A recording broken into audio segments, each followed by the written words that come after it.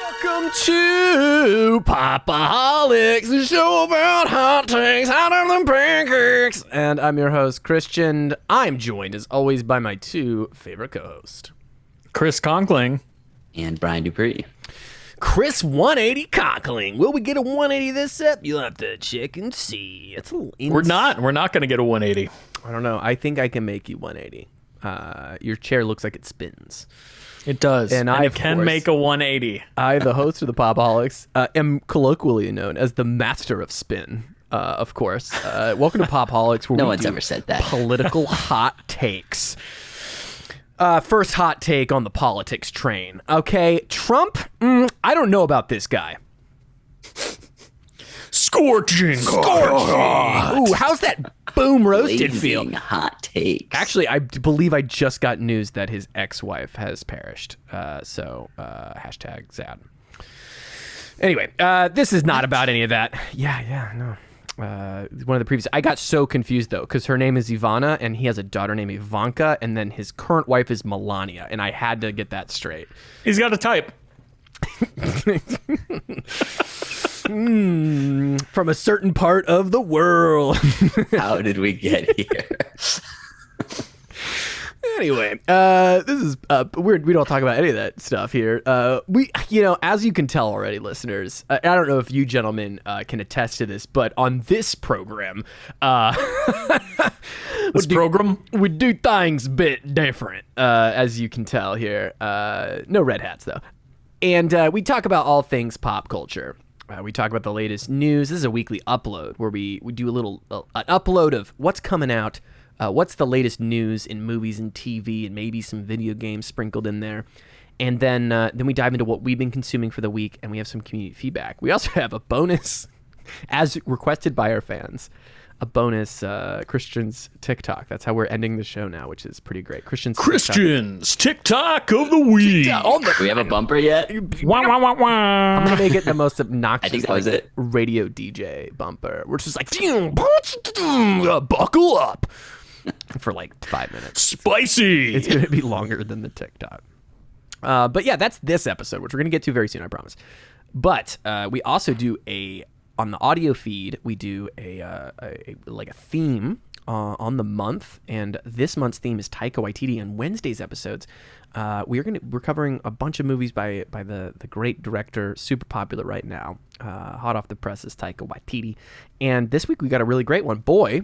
Which was the first time I was catching it. I think it was the first time all of us were catching it. No? Yeah, it's the first time I've seen it too. And I think we're gonna have a lot of fun thoughts on that. You should check that out. It's on Hulu right now, so you can catch it and then join our little movie club that we have going on for the month. In our Hey There Jalila, what's it like in Taika Waititi month? Chris. Hey there, Delilah. What's it like in Taika Waititi? He did it. Anyway, that's going to be on Wednesday. I did the thing. Let's go into this episode and start the way we do, which is with Brian's Wibbly Wobbly Wacky News Corner. Start on wacky, start on wacky. Start on wacky, start on wacky.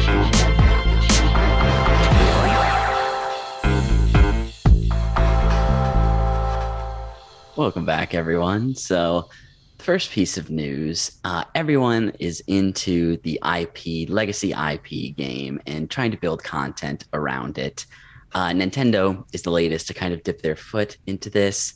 Nintendo has bought a studio called Dynamo Pictures Incorporated and rebranding with a focus on development of visual content using Nintendo's IP. So they already have a Super Mario Brothers movie in the works with Universal's Illumination that's set to come out in April of 2023 next year. And obviously Nintendo has properties like Mario, Kirby, Legend of Zelda, as Christian is very appropriately wearing, Donkey Kong, Star Fox, Animal Crossing, many more, tons of iconic franchises that they have and can potentially create content from.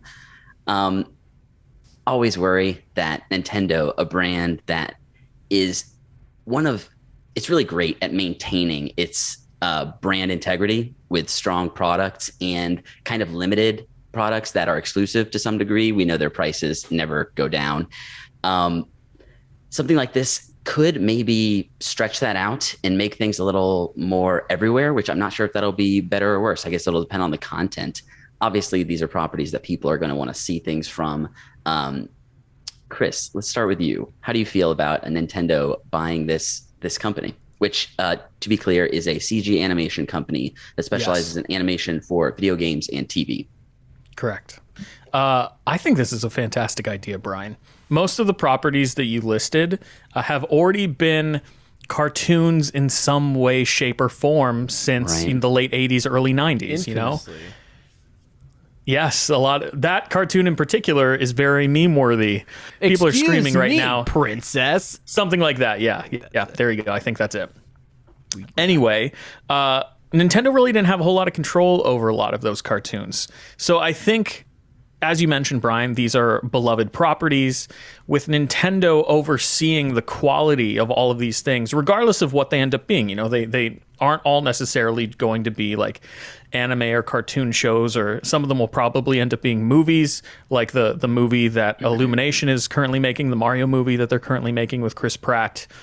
But I think there's a lot of potential here for really interesting and fun content for fans of Nintendo. I can see The Legend of Zelda becoming an ongoing series. Kirby has been a series before to various success. You know, Animal Crossing is one of the things that was on that list. I can see them making like really cute, maybe web shorts with the villagers talking to one another, or little things going on the island. So I think there's a ton of potential here. And I'm actually really excited to see what they end up doing with this kind of arm, this new arm of their company.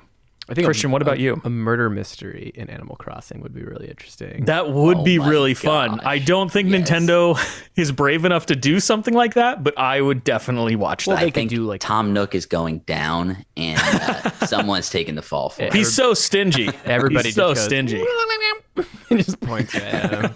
Everyone's got a motive against this guy. No, you didn't have to do murder. You could do like the missing parsnips or whatever the thing is that you sell on Animal Crossing. I don't know. My fiance played a lot of it.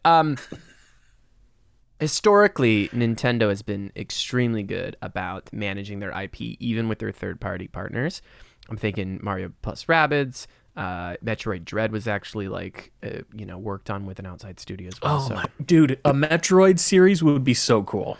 Yeah, it could be. So they're pretty good about it, but they are precious about it too. So I'm really thinking they're not going to like grab bag, just throw a bunch of crap out there. They have that reputation to keep, and they've done a good job because they've had to scale in the last 10, 15 years as the video game industry has just grown in popularity as their console exploded. So they've historically been very, very good at this stuff. I don't know if it's all going to be like directed towards me. Like, they are very family and kid focused, so maybe it's something my son will be into by the time a lot of stuff gets rolling out. So that'll be exciting, maybe to experience some of that. But yeah, we all know what happened with the Zelda series. You know, they aren't. Hey, excuse me, princess. That's it, right? There we go. Pulled that there. So yeah, hopefully it's not that. Brian, back to you. That's how I also hope it's not bad. I find that frequently I say some stuff and you're like, are you done yet, you jackass? So I'm going to treat it like a real news section and go, and that's all for me. Back to you, Brian.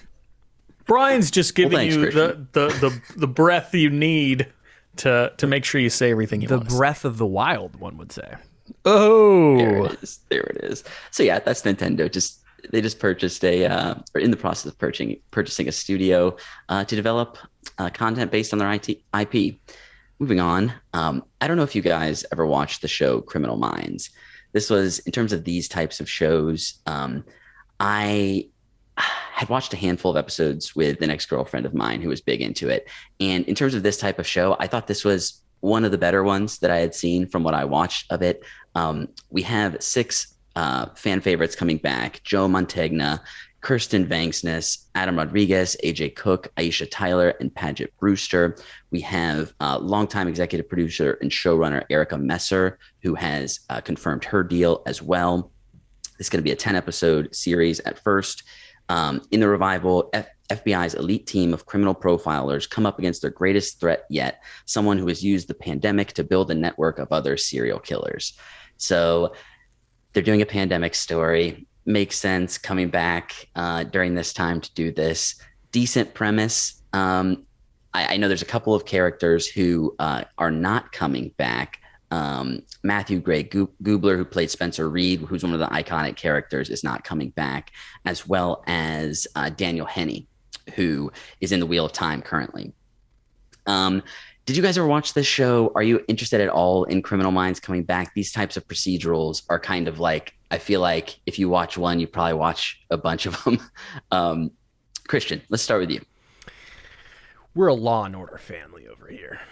Okay. All right. Superior music, superior guest stars. I feel like they're very similar shows, even though they might not be, because I've probably only seen like half an episode. I can't tell you because there's so many of these CSI Criminal Minds. Just seems like it's in that lot of subpar, like, prime time cop dramas, like investigating dramas that kind of don't interest me, except for Law and Order. I'll watch Law and Order all day.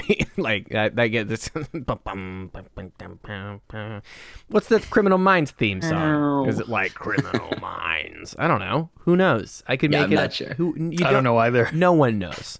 Because it's not Law and Order. It's not as iconic as Law and Order. No, Obviously. so I don't want to just crap on it. I think this is a smart play by Paramount Plus. This is the kind of show, this is the kind of programming that you want to start investing in, because this is the kind of stuff that people watch. Like if you build up a big catalog of this is the kind of shit that gets people to be like, well, they have Criminal Minds, so I got to stick to that. It's a very popular show. I think for the business angle, it's good. From a story perspective, I'd only be interested if they were like Criminal Minds investigates the lab leak theory. I'm like, all right, let's go Criminal Minds. Let's check this shit out. Go to true crime docuseries route. Yeah, exactly. And they're like, they pull the mask off the person, and it's Dr. Fauci, and he's like, I would have got away with it too if it wasn't for you meddling Criminal Minds hunters, whatever they're called. I don't know what they. Perfect. Yeah, they're not going to top that. That sounds like a great show. Yeah, I've never seen an episode of Criminal Minds, but my wife loves these types of shows, like the NCIS and Law and Order, as you mentioned, and CSI, and I can name a whole slew of them that are currently on television right now. There's only one theme that you can sing.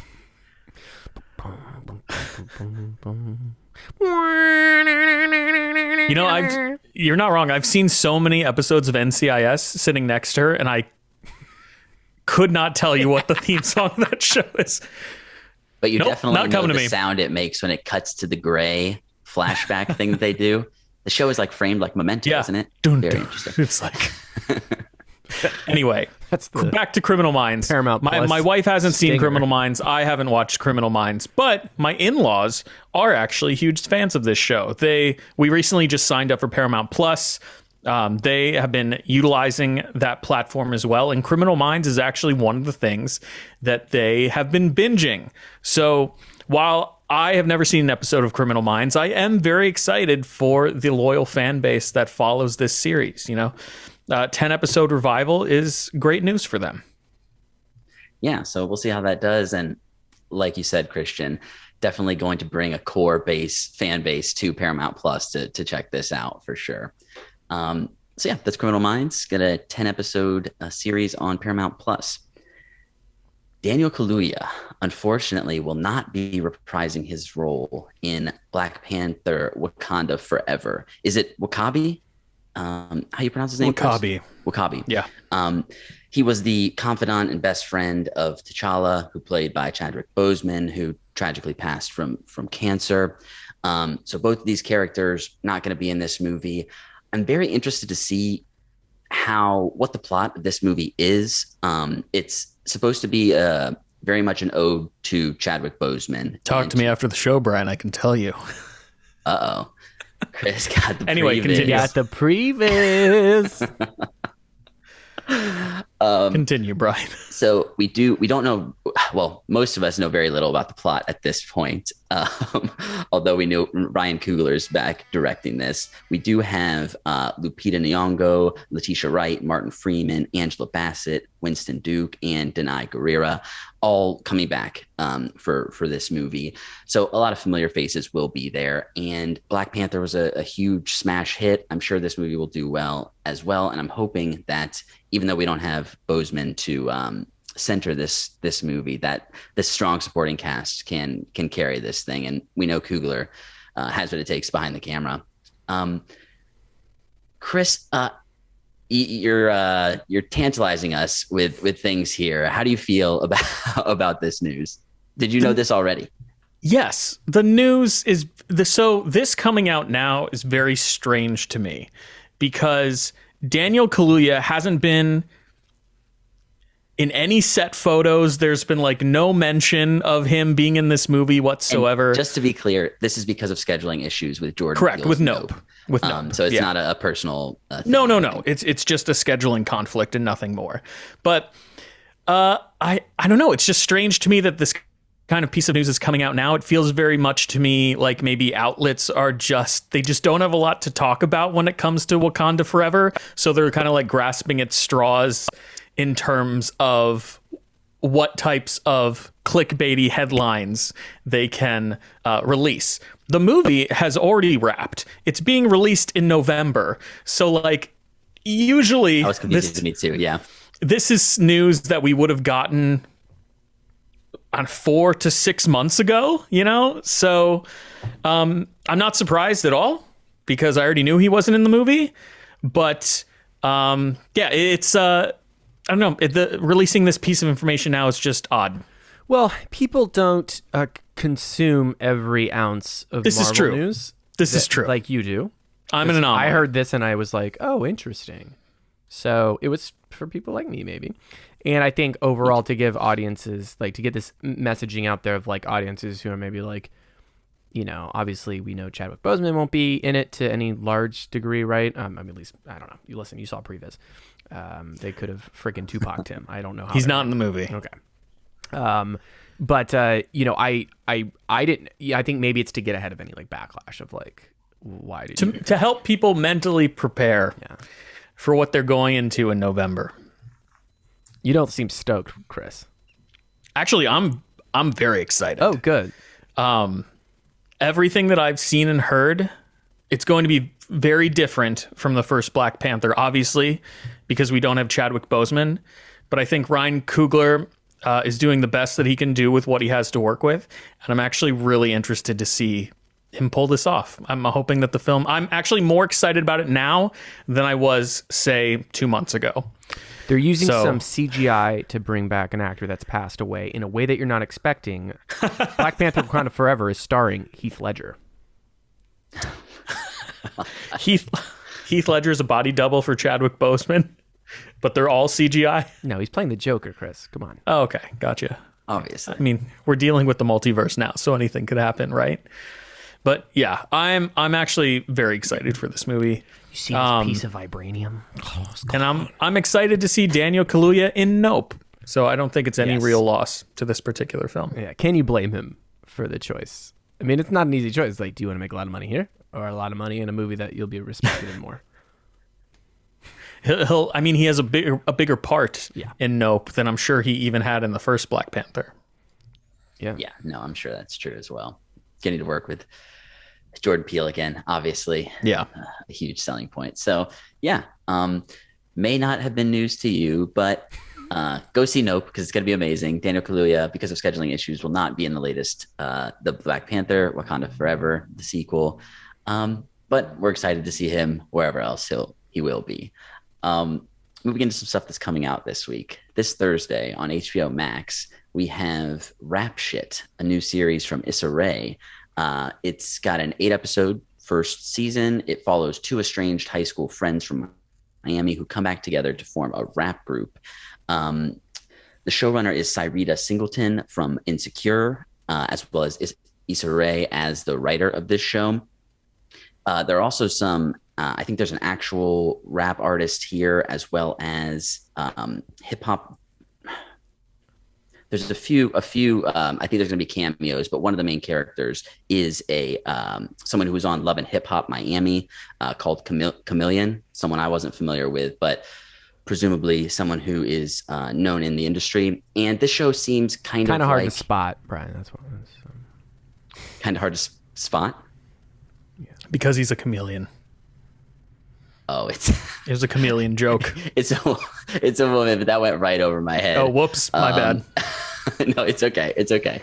And the whole thing gets removed in post. Don't you dare remove my joke. Me fumbling through the news as well.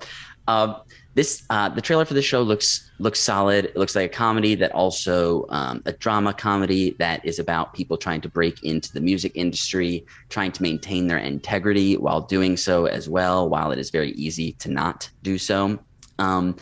Seems to deal a lot with social media and using a lot of different types of aspect ratios and things to show how modern marketing and things happen in this industry. And yeah, looks Insecure is not something that I haven't seen, but I've heard only great things about. So new show from Issa Rae, something to look forward to.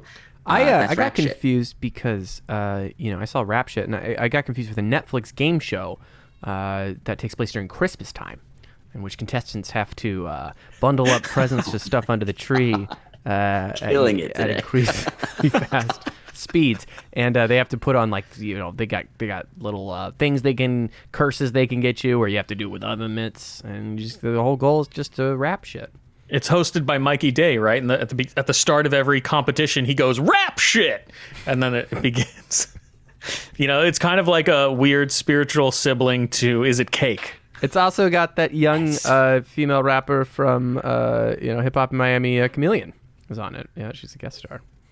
So that's where I got them confused. So that's Rap Shit coming to HBO Max this Thursday. We also have coming to HBO Max The Last Movie Stars. So this is a documentary, pseudo documentary from Ethan Hawke. It is about Paul Newman and Joanne Woodward, both ridiculously acclaimed actors. Woodward won an Oscar for The Three Faces of Eve. They got married after working on The Long Hot Summer together. And Newman has lots of iconic roles. Some of the big first ones, Cat on a Hot Tin Roof and The Hustler. This was going to be a memoir by Newman, and he put together and recorded a bunch of interviews with a ton of different celebrities and people he was close with, and got them to basically say things they wouldn't say publicly or not to friends. Eventually, all of this was destroyed, but the transcripts for these were not destroyed. And so Ethan Hawke has celebrities reading these transcripts while we're seeing photos and things from their actual lives. We have George Clooney playing Paul Newman, and we have Laura Linney playing Joanne Woodward. So it's kind of like a Zoom call type of thing, very much seeming to be filmed during the pandemic, probably. But this is very conceptually interesting just from the way that it's made, as well as I don't really know a lot about, this is very much before our time in terms of these actors. I have seen Paul Newman in one or two things, but haven't dived deep into his catalog. So Hollywood icons talking about them and impersonating them for the sake of this documentary. This looks really cool. And Ethan Hawke, big Ethan Hawke fan, love this. Do you guys have any interest in this? Are you fans of these actors? Christian? Yeah, I need to catch up on my Paul Newman catalog. I believe I've only seen him in like a couple films. He's in Butch Cassidy, right? If I'm not mistaken. I think he's one of the two leads. I'm mostly familiar with his salad dressings. But I think from what I know about Paul Newman, excellent, and his face on those salad dressings, that George Clooney is watching him play Paul Newman is going to be very interesting. But yeah, from what I understand, Paul Newman's in some legendary films. And as we'll talk about in what I've been consuming, I'm revisiting some of the classics as of late. I've been trying to catch up my film history. So this reminds me of what to do. But the project itself sounds very interesting. Yeah, so that's The Last Movie Stars. It's going to be a 6-part documentary series on HBO Max this Thursday. Moving into some movies that are coming out this week. We just talked about it. Jordan Peele's Nope is coming out this Friday. The plot of this: caretakers at a California horse ranch encounter a mysterious force that affects human and animal behavior. The latest trailer for this shows some images that I'm hoping are not as spoilery as they seem. Conceptually, I'm completely here for this movie. It's Jordan Peele's Close Encounters of the Third Kind through his lens. It stars Daniel Kaluuya, Keke Palmer, Stephen Yeun. Hard to go wrong with these ingredients. I was a huge fan of Us and Get Out. I know Us was kind of hit or miss for some people, but I really loved that movie. And yeah, this is my bread and butter in terms of sci-fi horror stuff. So very much looking forward to Nope. How are you guys feeling about this? Have you seen the trailers for this? Chris, let's start with you. I'm incredibly excited for this movie. As our loyal listeners know, I'm not the horror person here on the podcast, but Jordan Peele is one of those horror creators that I'll go see, no questions asked, every single time. I loved Get Out. I loved Us. We dedicated a whole month to Jordan Peele when we first started this podcast, so go check out that. I'm hoping maybe we can do like a mini quick hits review of Nope or something, if we've all seen it. But I'm very excited to see what he does with aliens this time around, which is something he hasn't tackled before. Yeah, Chris actually already watched Nope last week somehow. He loved it. I told you guys I'm a time traveler. Yeah, that's where he learned that Daniel Kaluuya was not in Black Panther, the new one. He actually says so in the movie Nope. He's like, by the way, I'm not in Black Panther. Disclaimer. You may have noticed in the future. Very weird. Yeah, I'm excited. I've actually enjoyed, since we've seen so many movies this summer, I have seen the multiple trailers for Nope, and I've appreciated how they've rolled out unraveling kind of what the plot's going to be. I thought the marketing campaign's been very effective. When audiences are into it, I think it's going to be another hit for Jordan Peele. I currently have it ranked, I think, number 6 on my summer movie wager. So I'm excited to see it do well and knock Elvis backwards, which shouldn't be too hard. If anything, I'm a little scared that Nope might be a surprise hit and overthrow even like things like Lightyear. I'm sure that won't be a hard task. I mean, no, Lightyear's made, over $100 million. That's a big for a an auteur director, it's not a given. And especially I predict though, and Chris and I already have the summer movie wager going, but I predict that by the end of Nope's run, it will have made more money than Lightyear. It's certainly possible. I'm putting that as likely, but not a given. Buzz Lightyear right now is at 206 million worldwide. That's a big for a horror movie steep. coming out. If it was still at 150, maybe. Because let me see what Us made. What did Us make? I mean, Us was very successful. So Us made 255. So it's very possible. And then this is the third installment. But Us came out. In fall. People are familiar with Jordan Peele now. Yes. Yeah, it was a March release.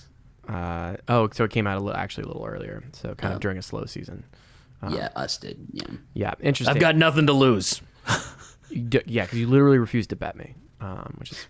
I thought we did settle on the $20. Oh, is it $20? Oh, sick. Yeah, awesome. I thought it was. I'm more excited now. Just trying to beat that Slash film cast. I should have just let you forget. All about the winning. It is. That's all. I think everyone's lost on the movie wager this year, from my understanding. Yeah, Top Gun ruined everyone's day, basically. Yeah. I don't know. I'm doing pretty Except well. for the people watching Top Gun, because clearly it's great.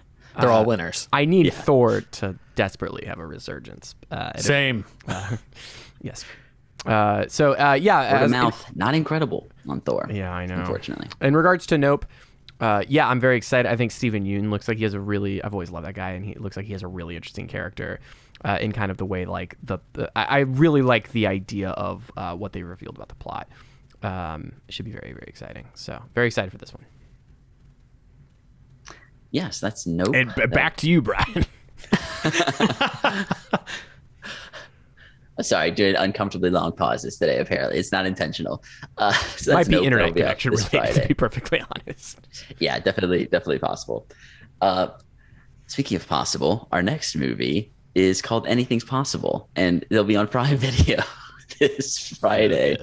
This is a directorial debut of Billy Porter, who is someone who, if you don't recognize the name, I imagine you'd recognize his face. He's kind of all over the place in random Bill Porter TV shows. is a character And in Red Dead Redemption. I'm pretty sure. Bill Porter is.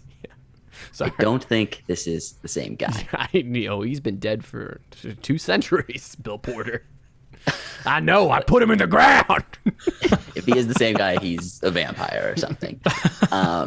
Impressive. I really liked him. He was in one of the seasons of American Horror Story. That was one of the things I know him from. But this is his directorial debut. It's a coming-of-age romantic comedy between a high school boy and a trans girl, and their blossoming relationship, as well as all of the struggles that come from being out as a trans person in this day and age. That looks like very sweet romantic comedy, kind of middle of the road in terms of plot, outside of obviously the representation element, which is great. You know, all of these sorts of stories need to be integrated into our storytelling and obviously this is going to deal with how it is being a trans person in today's day and age, which we think of as much more progressive time, but obviously that's not always the case, especially depending on where you're living. So yeah, the more these stories become out there and normalized and understood as a part of everyday life that exists and that these people are people, I think it's really important. So Billy Porter going out there, making this happen with his directorial debut that is coming to Prime Video this Friday. Need a saucier hook, though. And they're in a Harry Potter fan club. They need to work through that. Got to give it some political, give it some sting. Let's throw some J.K. Rowling. There's inherent political stuff embedded within it, so I'm sure it'll say what it's but it's like to say. It's all about like what's really upsetting is that it's going to be all about like just that the show exists. You know, similar to like people's ideas of like trans people. Like the idea will just like the backlash won't be about the show. It'll just be that it exists, which is really sad. The movie. Well, that's people that don't want to watch it and aren't gonna, consider it anyway, unfortunately. Yeah. But it is gonna be out there for the people who do want to see it. And also I do want to shout out, this is written by Ximena Garcia Lacuona, and I apologize about pronunciation there. Apology accepted. I'll on behalf of Miss Barcelona, I will accept her apology. So that's Anything's Possible. It'll be on Prime Video this Friday. And that wraps shit up for the news this week. Wrap shit. So sorry. Excellent. Brian, I'm so proud. I've never been more proud of you in my entire life. Thanks, Dad. Thanks for that Wacky News Corner. Let's wrap that up and head right into what we've been consuming in our Quick Hit. This is part of the show where we talk about what we've been consuming in the world of pop culture. Chris, we're going to start with you. What's really hilarious about what you have is that last night before I watched what I am going to talk about, Erica goes, I really want to watch the Bob's Burger movie. Mm-hmm. And I was like, oh, Chris watched that and he's going to talk about it on the show, I think. No, let's watch this other thing. But I was so close. Poor I probably Bob. will end up watching it. Because you just did not want to contribute to this conversation in any way. It was more that I was so Bob's Burgers is not like a classic in 4K Ultra HD.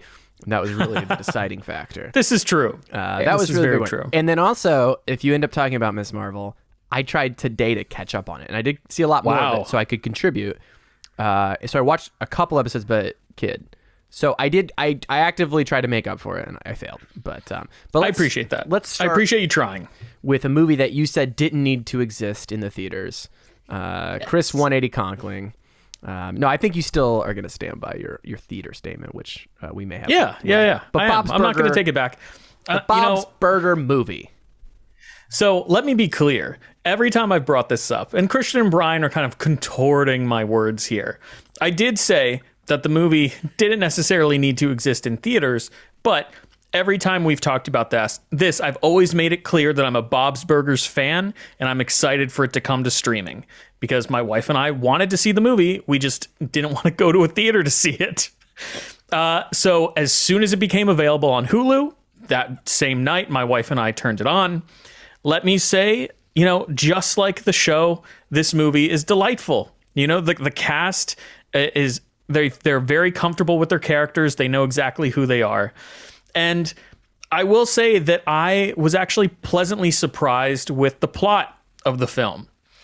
Going into this, I thought, okay, we're going to get another plot where Bob and Linda are struggling to make the month's rent. They're about to lose the restaurant.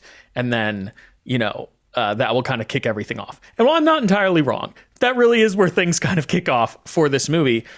By the end of the movie, the movie kind of rushes past. It resolves that, but it doesn't care so much about that as it did about the journey getting there. And I'm being purposely vague because I don't want to spoil anything for the film. But this movie, like I said, was delightful. It was a lot of fun. My wife and I were laughing the entire time. So I am very happy that this movie exists.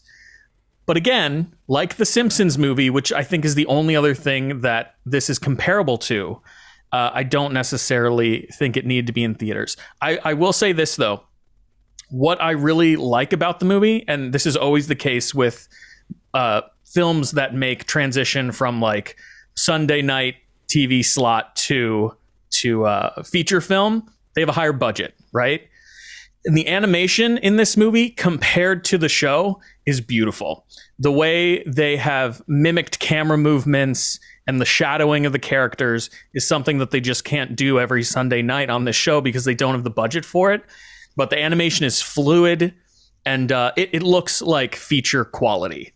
But saying that, if I were to go see this movie in theaters, none of my money goes to the animators, who I think deserve like the most credit for making this spectacular, other than the cast and obviously Lauren Bouchard as the writer and creator of the show. But standout kudos to the animators of this movie because they really did make it look good. I'm going to push back a little bit here. Okay. On that. Yeah, if an animator's movie does well, I think that bodes well for the future of their work and the studio that they're working for. So, but they don't see any of the profit. Once they're done animating the movie, it's done. They got paid. They got paid whatever the studio was going to pay them. But that's really what I'm saying here. Even in our broken ass capitalist system where labor is exploited constantly. By the way, I don't know if you know this, inflation is labor's fault. I don't want to get too political, but that's currently what they keep telling us. It's our fault, guys.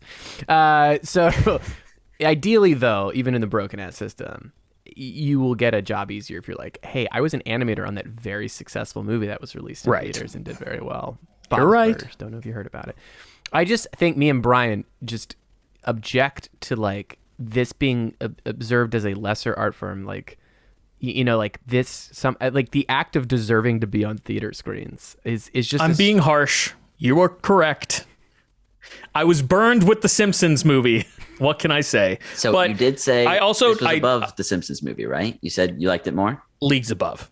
Okay. This, there is a small part of me that maybe regrets not seeing in theaters, especially how I've been bullied by my co-hosts.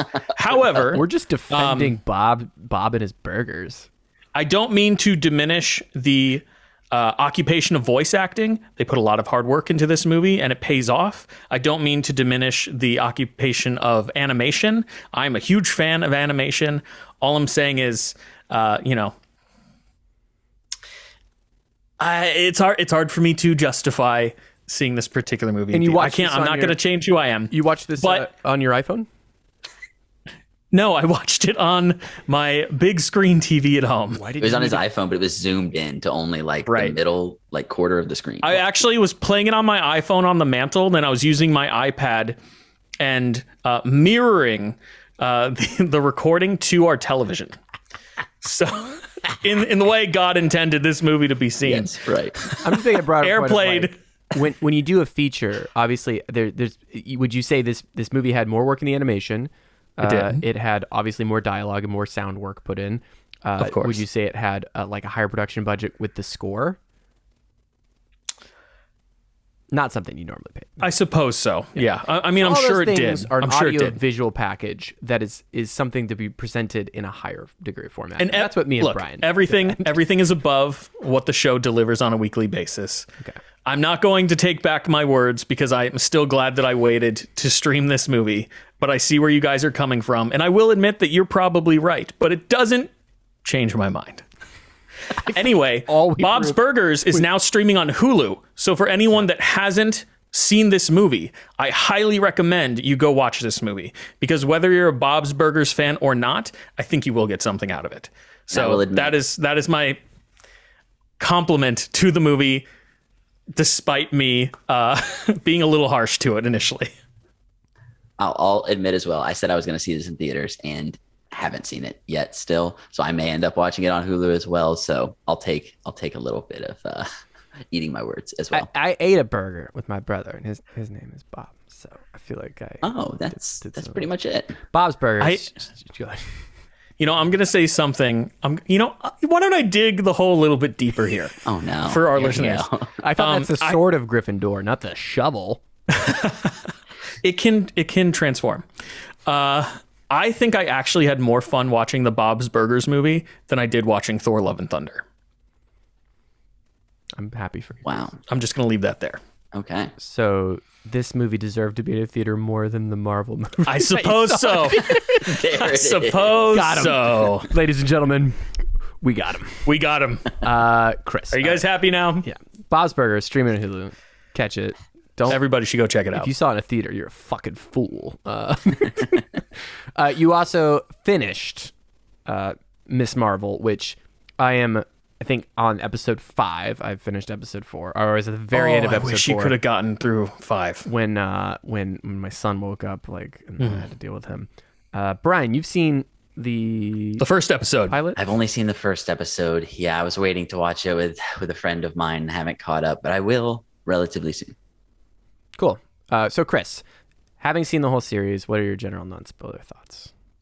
We talked about the first couple episodes, or at least the first episode when it started airing on the show.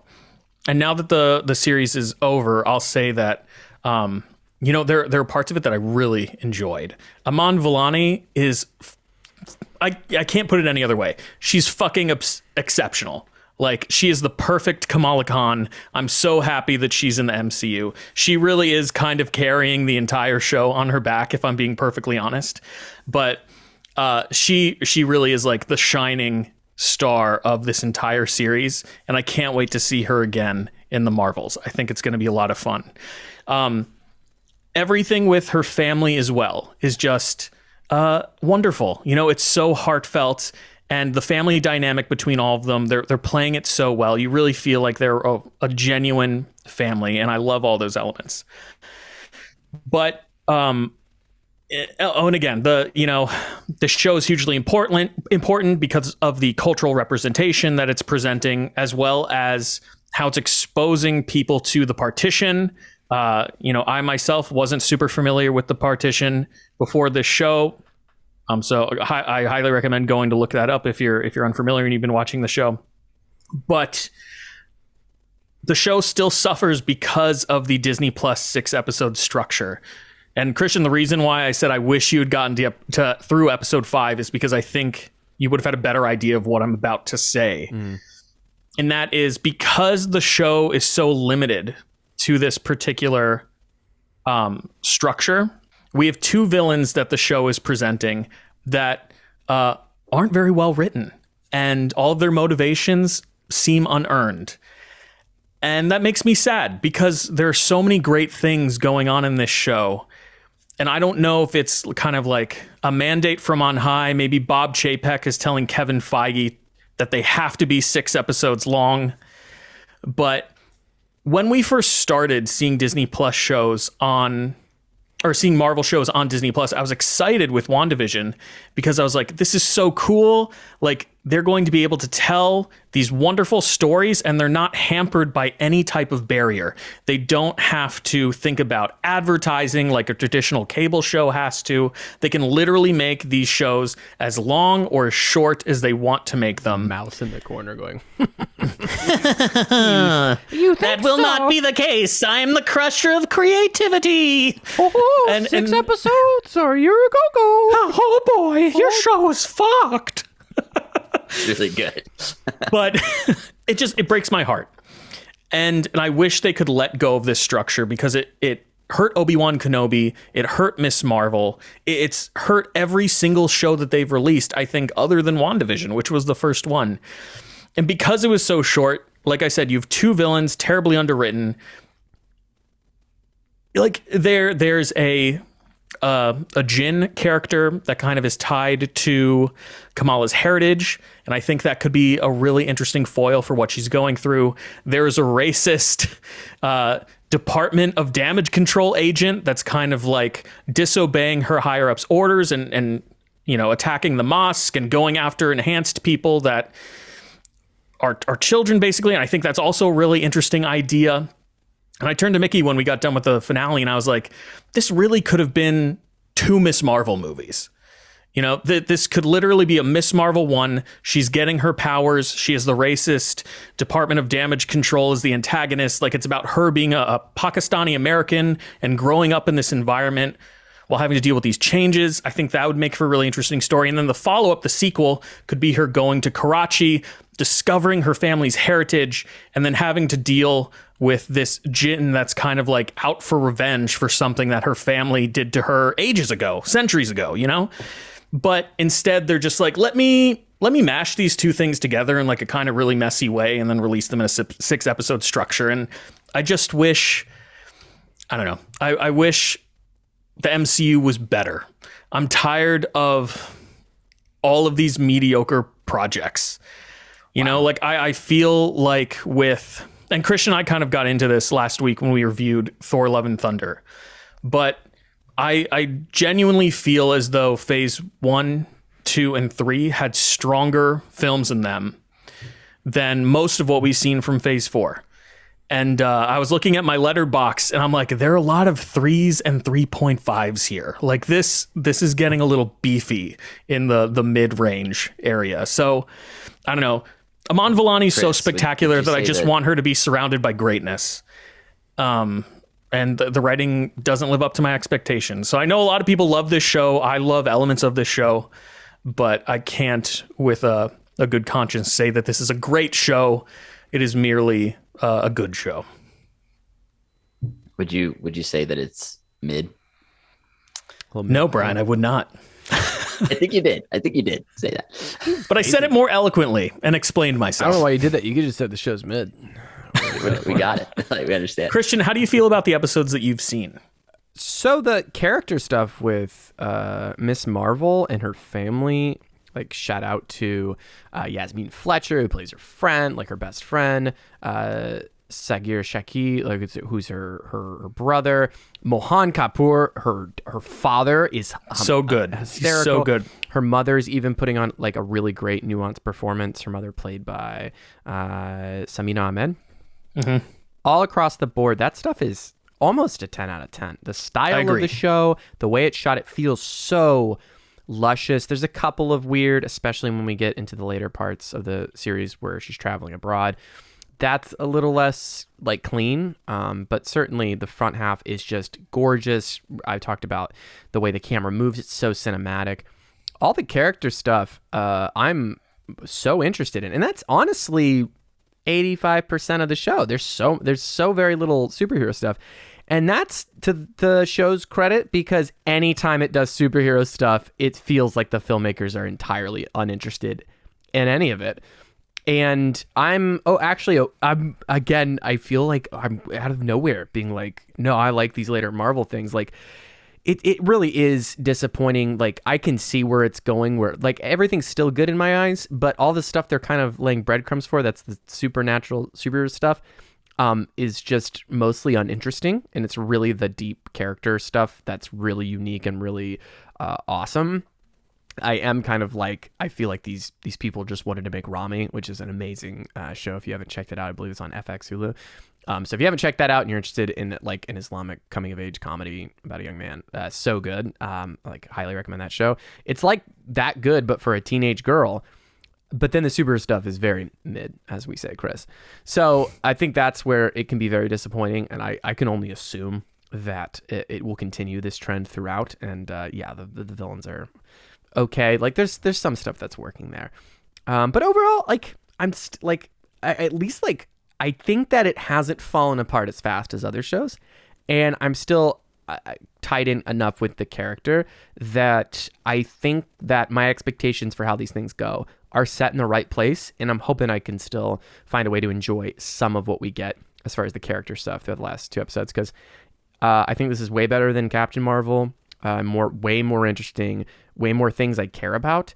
I think the Captain Marvel action stuff wasn't too bad, and maybe we could put in a peg higher than what's going on in the show, but overall, I'll take this over like just cool, flashy like action and stuff. So I agree. I mean, I have this show ranked way above Captain Marvel, but I am very interested for you to finish 5 and 6. Yeah, my expectations are not high because of what they've set up. Like, it has not been bad yet, but where they're going, I'm like, this could get messy very quickly. And I think they could have left this. This will be the last thing I say. I think they could have left the script structure as is if they had 9 episodes. Because when we get to 5, it feels like the end of a second act, and yet we're about to hit the finale. Sure. And it's like, just like we've talked about this countless times here on the show over the last 2 years, and that these MCU shows have a finale problem. Like, their finales are always rushed because of the length of the series. And I know Christian prefers short and sweet, but I think there's like a fine balancing act that you can do when it comes to being concise and being thorough with your scripts. And I just don't think Miss Marvel does it. Just on I will say it did enjoy the finale, but it didn't save the entire show for me. Yeah, I just like, last thing I'll say on length, I don't think that the 6-episode structure is a barrier. They're able to play with the length. They basically get the budget of a movie to make like 3 times the amount of length. That seems to be what they're actually subscribed to. Maybe there is a 6-episode lock-in, but it just seems like they can make 6 hours of usable television. They get the budget for a movie to make that. I don't think that. I mean, you can fix that. I mean, we make 2-hour movies that work or they don't work. So I think you can do it within this, and I think it's a lot safer than what Netflix does, which is like they'll have seasons that are like 15 up, and you're like, you could cut. Like, to me, that's a much... I feel like it's this... I feel like they're working with constraints that are totally doable, and maybe just making some pacing decisions.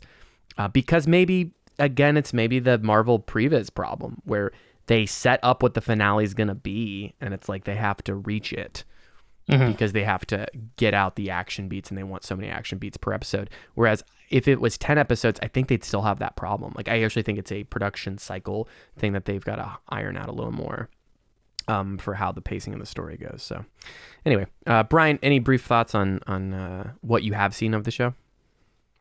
I said it when we talked about episode 1. I really don't have too much more to add, unfortunately, but I'll let you guys know when I finish. And hopefully by the time you're finished, I've gotten through it as well. We can both talk about our feelings on the finale. Yeah, I'm excited to hear what you guys have to say. I think it's extremely watchable. And Eric actually liked it too, because most of it isn't really superhero stuff, So, and I want to be clear, I'm not saying that it's not watchable. Yeah. It is very watchable. It's a very fun show. And like I said, Aman Vellani's fucking great. I'm after so many of these in a row, I just want things to be better.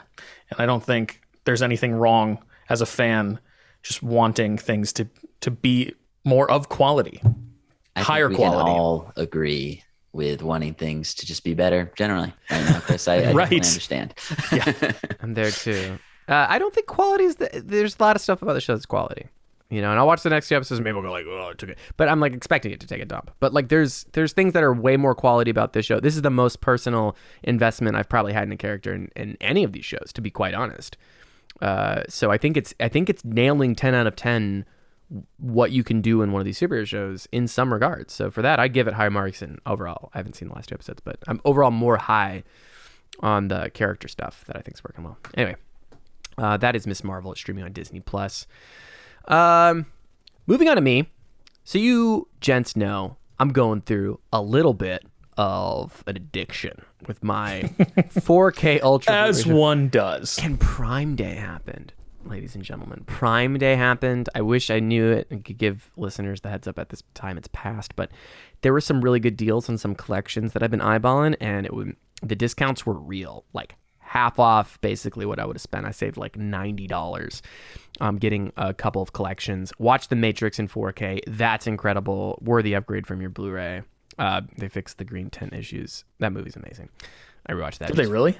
Yeah. Oh, yeah. It's the color grade. And the HDR is, I believe I looked up some, because I was like, oh, is this like as good as I think it is? And that one HD TV guy, he's like the guru of screen calibrations and all this stuff. And he goes, this is a reference disc because of the difference in dark from light luminance. It's brilliant. It looks incredible. Not to go on a digression, but I've had that 4K set on my wish list for like months. So like, yeah, I should pull the trigger on it. Yeah, you should have got it in Prime Day because it was 60% off. You know. Anyway. Unfortunately, they did the 50% off Criterion and Prime Day kind of back to back. Yeah, So I just put it on. I just went into debt. That's what I did. So yeah, that's great. I have not watched Revolutions or Reloaded, so I will get back to you on what those films look like. Definitely rougher CG side. But I also picked up some Kubrick films, and then I picked up what I'll be talking about. One film from the Hitchcock Classics collection. And I'm a film nerd. Chris, me and you went to film school. We went to the same school for a bit, studying film. And obviously, I've seen Rear Window and Psycho, but I really never did a deep dive on Hitchcock. So I was pretty comfortable with this collection, which includes Rear Window, Psycho, in 4K with HDR restorations, as well as Vertigo and The Birds, which two films I hadn't seen. So I was like, okay, I'm a safe bet that I'm gonna like these movies. I already like them, and then I'm getting Vertigo and The Birds to check out. So I watched Vertigo last night, and this is from 1958, filmed in Technicolor, which is like, if it's filmed in Technicolor, it gets nice blue 4K HDR. That's like the bee's knees. That's like the cream of the crop for them to work with when doing HDR. And oh my fucking God, dudes, I'm telling you, this is crazy what they're doing with these old movies. It's nutso, and it's so amazing. And it's always been a barrier to me to like older films that I end up appreciating them regardless watching these classics. But there's always a hesitancy of like, man, it's just not gonna pop. I like things that pop. I like great visuals. I do, and it's a lot. You like being dazzled. There's a bit of dazzling I want. I want a little bit of wonder. That's that the movies are supposed to transport you, not make you think, oh yeah, this movie's old as shit. And it's so great to have these restorations, because even though I hadn't seen Vertigo, I was like, I'm so curious to see what this looked like on like the old DVD transfers. And oh, dude, night and day. And not only that, it's a classic movie for a reason. It's a really weird movie, to be quite honest. It is very strange plot-wise. And I watch some of these movies going like, I really hope I'm not taken out of it by thinking about all the influences that it had. And you get a lot of that because there's just visual stuff. But I don't think I've seen a movie with as weird of a plot as this movie. It is absurdly strange. And for this to be like one of his classics, which after doing some research and observing some of the great bonus features, it wasn't really a huge hit. It wasn't one of his like out of the gate successes. It was something that people came back to and appreciated later because it is a bit different and interesting. But basically, this stars Jimmy Stewart.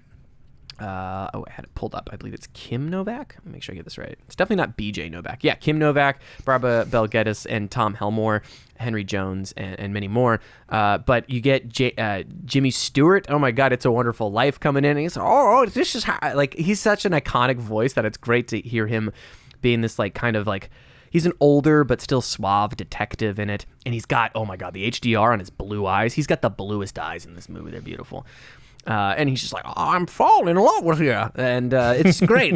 Give me more Jimmy Stewart. It's amazing. So he's great. He plays a detective who, at the very beginning of the movie, suffers a traumatic incident, which gives him vertigo, so he can't go up high stairs. He's hired by a longtime old friend from college that needs him to keep tabs on his wife, not for reasons you'd think, because she is going in and out of being a different person and kind of having these mental breakdown episodes, and he follows her, and the movie kind of goes from there and goes into, again, very weird, interesting places, very weirdly paced, which could be a bit jarring, but ultimately makes it a very interesting kind of mystery movie. So this is excellent. I think it starts out with, there's some really incredible visuals. The opening sequence rivals like a Bond opening, especially, dude, 4K OLED screen, because it's all these like trippy circular patterns that are going over, and it's just bright and beautiful. We get a couple of sequences where we kind of go into like a trippy sequence. It feels very ahead of its time. It feels very almost like very inspiring. Of like Kubrick must have loved this movie because there's these really detached reality sequences that happen that are really fascinating, kind of feel out of place in the movie overall. But it is insanely great. There are you get a lot of rear projection work and a lot of kind of city drop artwork stuff that they're making it pop and giving it this resolution. It's hard to balance that and not stick out. It is very obviously when you're on sets and you're looking outside. But the film overall is still looks really great and doesn't take you that much out of it. And you get some late 1950s San Francisco stuff that feels like what it feels like you're transported. And it's better than any movie that's like, we're going back into the 60s and showing you like 60s, but we CGI'd the background and we found every model car that still exists. And it's probably the same cars we've watched in every movie because there's only like... It's because it was actually filmed in that era. But it's... Oh my God. There are shots that I'm like, this could... Like, the way it's restored and the quality of it, I'm like, you could have shot this with like an 8K red camera. I mean, that's what some of the shots deliver. And then there's some shots where you're like, they're not actually in a forest. And it's very obvious that they're not in a forest. It's like, why don't you just go to the forest? Reasons, budgets, I guess. But there are some shots that are absolutely, they look like a red camera. It's tasty. It's beautiful. So lots of love in this film. It's very weird. I came across it's a lot weirder than I thought, but I love thinking about it. I can't wait to revisit it again. Can't wait to get through the rest of this collection. And if this is any indication of the quality of what is in the rest of this, man, these collectors, man, I got so many movies to watch. It gets me pumped to go back and revisit it. Brian, you've seen Vertigo, right? And Chris? I haven't seen Vertigo. I've seen the Mel Brooks parody of Alfred Hitchcock's films High Anxiety, but that has nothing to do with anything at this moment. So, Brian, why don't you talk about the actual film we're talking about? I was just trying to look it up because there was a movie that I saw that had our characters watching Vertigo in the movie. And it was a scene that I was kind of really like captivated by. And I was like, I got to find this movie. I saw The Birds in high school and Psycho similarly, I think high school, college time frame. But I hadn't seen a lot of the Hitchcock classics. I was able to see Rope at some point, a screening of Rope, which is the one he did that is framed as like a single shot. You know, there's a few times where you can tell they're tricky things, but very fun movie. Yeah, I think they legitimately just did not have the film stock for a feature film to do a one shot. Like really? They didn't have a reel long enough. They can only film like maybe 15 minutes on old camera reels. I'm not an expert in the technology. Sure. I do know that that's a huge limitation of older camera equipment. That makes sense. Yeah. But yeah, like you said, Hitchcock has such a huge catalog to dive into. So I came back, saw Vertigo, and similarly, yeah, for a movie that people are like, oh, Vertigo is like one of the greatest movies of all time. You don't expect it to be just as kind of baffling and confusing at times. Just like, what is actually going on in this movie? What is really happening? The last third is very weird. And they're so psychological. Yeah. Like that's the interesting thing about his movies. Like they're very like deeply rooted in these weird psychological things. And I don't know. I don't know if I compared it to Mulholland Drive. I don't want to say too much about comparisons to it, but I think I said it would be an interesting double feature with that. And clearly these type of themes are being played around. Well, there's similar thematic stuff happening there in some regards, but I thought Vertigo was incredible. It kind of, there was a period of time where I went back and watched 2 or 3 Hitchcock movies because of this. I didn't see a 4K copy, but I was able to see a screening of North by Northwest, which I don't think is in the collection that you've got, but another movie that is just absolutely incredible. And the plot is wild. So yeah, Hitchcock, it's like you said, just exciting to have things to come back to. I've been meaning to come back to The Birds for a little while because I feel like I didn't appreciate that when I saw it in high school. It didn't really stick with me. Well, especially in the wake of things like Birdemic. Like there's been so much, that film I can see so much more A to B on like modern thrillers and modern horror movies. So yeah, I'm interested to to watch that one as well. And just another note on these restorations. What's really cool on the special features, I didn't watch a lot of it because I had to finish The Matrix. Though they have documentaries about the work that goes into restoring these films, and let me tell you, I mean, they spent $1 million on the Vertigo restoration. They get multiple reels. They examine them for defects. They combine different ones when they're doing the scan-ins. Then they have to redo the coloring for each frame. So it's not just like press a button to convert file, you know. They have to make There's decisions. a lot of love. And it also means that there's different, it is a tricky business of like, oh, it's 4K Ultra HD, so it's going to be X quality. And it's like, no, because it depends on how the film was shot. Newer films, you're like, did they probably, if they shot it digital, it might not even be capable of having that much information to get benefit. And for films, it's like, do they have a good negative in a storage facility that they can pull from? And did somebody pay enough money to actually get that negative and transfer it correctly? So, unfortunately, I don't think we're going to get 100% of our favorite classic films transported this way, because someone has to invest in it. Someone has to see a financial reason to do so.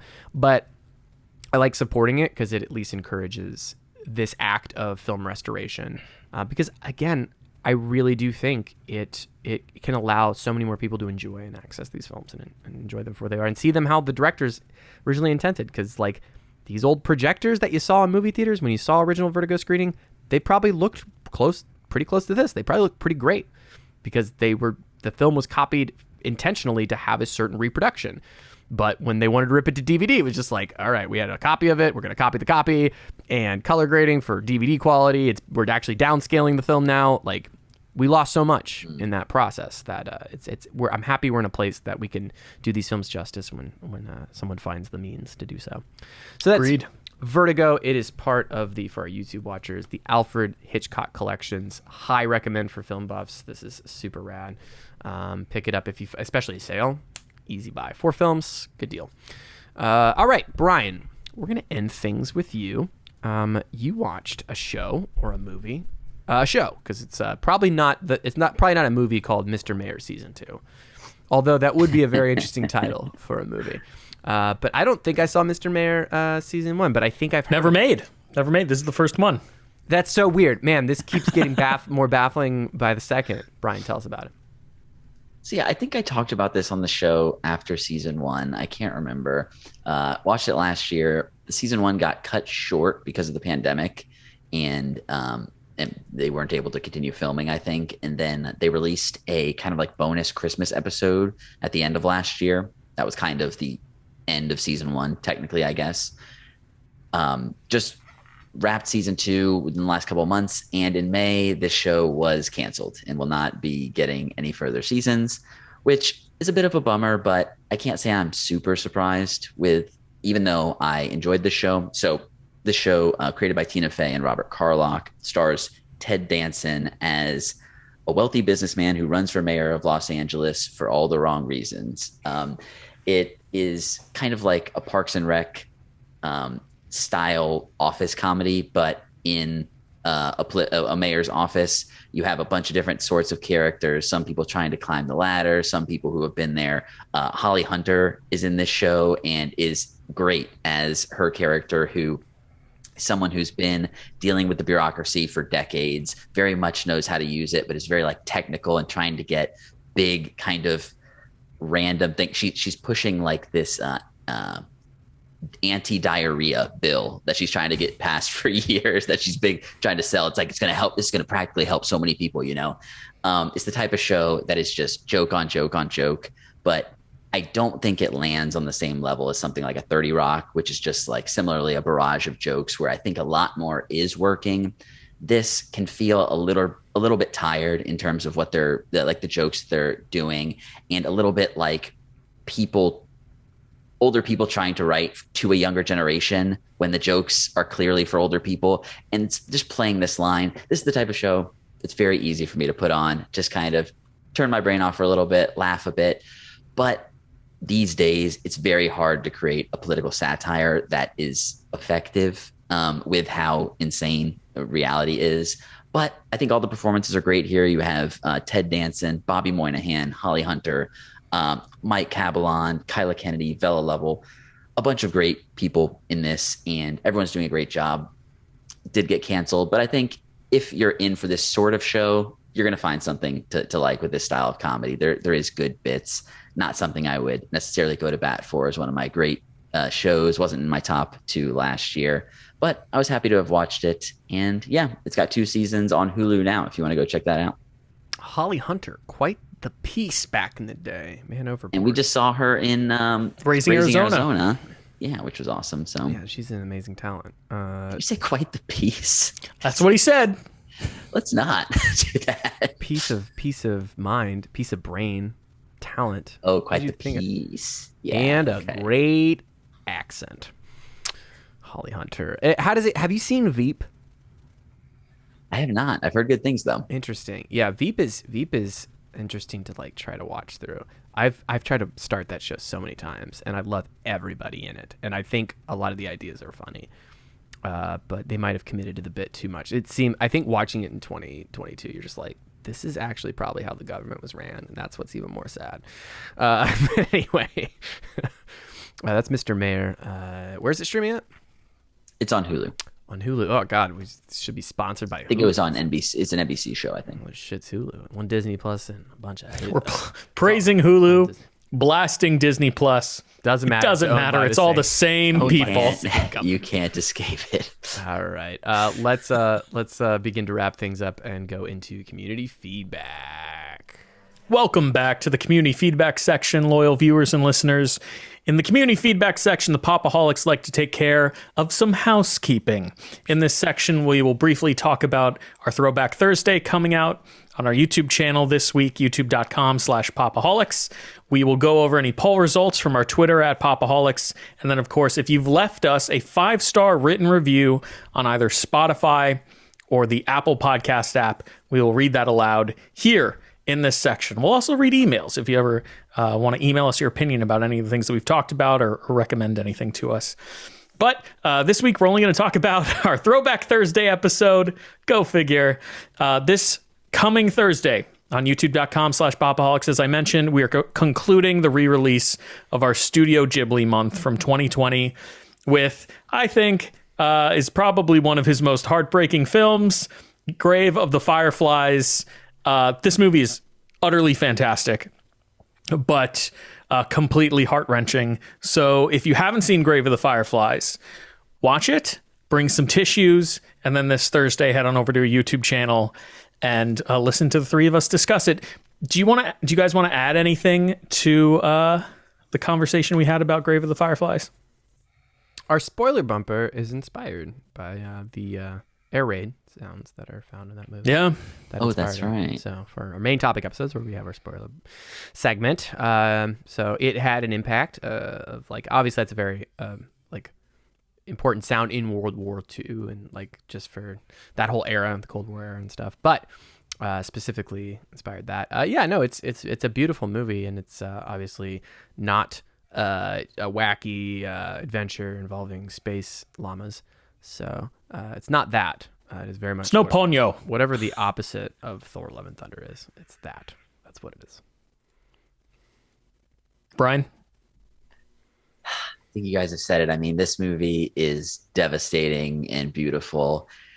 And yeah, I don't think, just because we're talking about it now, I'm comparing it to Boy a little bit, but I really think it's something that, it's a timeless classic that is also very humanizing, in terms of showing the cost of war, and is something that we don't always like to think about over here in the U.S. And yeah, I think it's great on many levels. Just incredible stuff. Just be ready for it. It's called Grave of the Fireflies for a reason. It's not Fiesta of the Fireflies. Yeah. Or the Joss Whedon TV show one season. Firefly. Give that man his rice. It's his rice. Don't take his rice. Oh, Brian. Joss Whedon's rice? Anyway. I think Joss Whedon had enough rice, let's be honest. No more rice for Joss Whedon. That's going to do it for the Pop-O-Holics community feedback section. Christian, where else can our loyal listeners and viewers find us online? Well, we're hanging out at Joss Whedon's house next week, where we'll be potting. Oh, I really hope not. I'm not going to lie. If that is the case, I'm boycotting that particular episode. I don't think it was Del Ferry. Oh, no. You can find more of that funny bullshit over on our Twitter. Actually, our Twitter's managed by Chris, and it's all very lovely, very nice things, and none of my bullshit. Very straightforward. Very straightforward. To the point. To the point stuff. Over at Pop-O-Holics on the Twitter. All the social media stuff's linked in the show notes, so I'm not going to run through it. But Pop-O-Holicscast@gmail.com is the email. So we want you to email us so we can read them. This whole segment at the end was inspired by a listener. An entire month was inspired by a listener's email. So we do want to hear those. Rate us 5 stars on your favorite podcatcher of choice. That helps the algorithm. Subscribe on YouTube if you want to see our beautiful faces. We had some visual stuff today. I showed a piece of physical media for those who can't see the screen, who aren't subscribed on the YouTube. I did a peace sign gag. We had some gags. Doesn't translate to the audio format. Not at all. Exactly. So although the audio format is superior in its audio quality, as that is managed by me. Gentlemen, where can people find more of your work on the internet? Loyal listeners and viewers, you can find me on Twitter at Chris Conkling, talking about all things nerdy, comic books, television, movies, video games, collectibles. If it's nerdy, I'm talking about it. And then, of course, you can find all of my nerdy written ramblings on carefulforspoilers.com every month. He's a writer. And you can find me on Twitter at True Pop-O-Holic. And you can find my band at Midnight Satire, newest EP, Augmented Reality, streaming now if you want some sad boy rock and roll. As well as a music video these boys helped me put together, A Not So Serious Man. You can find that on the YouTube channel for Midnight Satire. All right, that's going to do it. And we're going to close out again with Christian's TikTok of the week. In America, they say that if you're not ready to do the time, don't commit the crime. But in Iceland, we just say, don't do the crime. Because nothing rhymes with glæpur.